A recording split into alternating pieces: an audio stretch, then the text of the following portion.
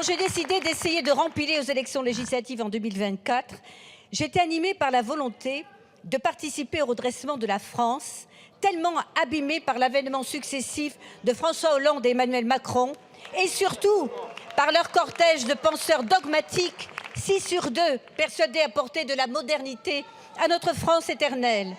Nos terroirs ont été les premières victimes.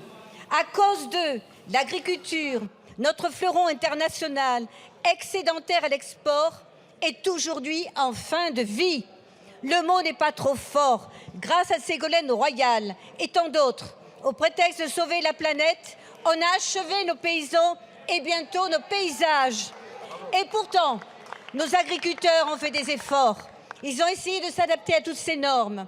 Dans mon département, le Tarn-et-Garonne, premier exportateur de pommes, de prunes, de noisettes, les arboriculteurs ont modifié leur système d'irrigation en passant de l'aspersion au goutte à goutte. Mais comment peut-on encore soutenir qu'il pourrait se passer d'eau? Ils ont aussi remplacé leur traitement phytosanitaire par la lutte raisonnée.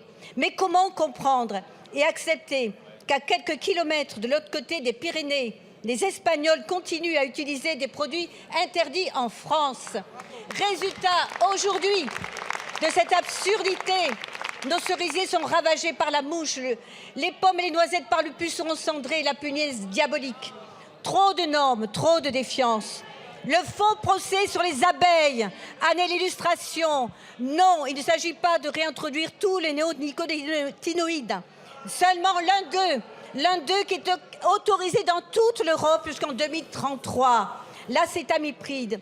Et le vrai prédateur des abeilles, c'est le frelon asiatique. L'abeille est reine dans nos vergers, car elle nous pollinise.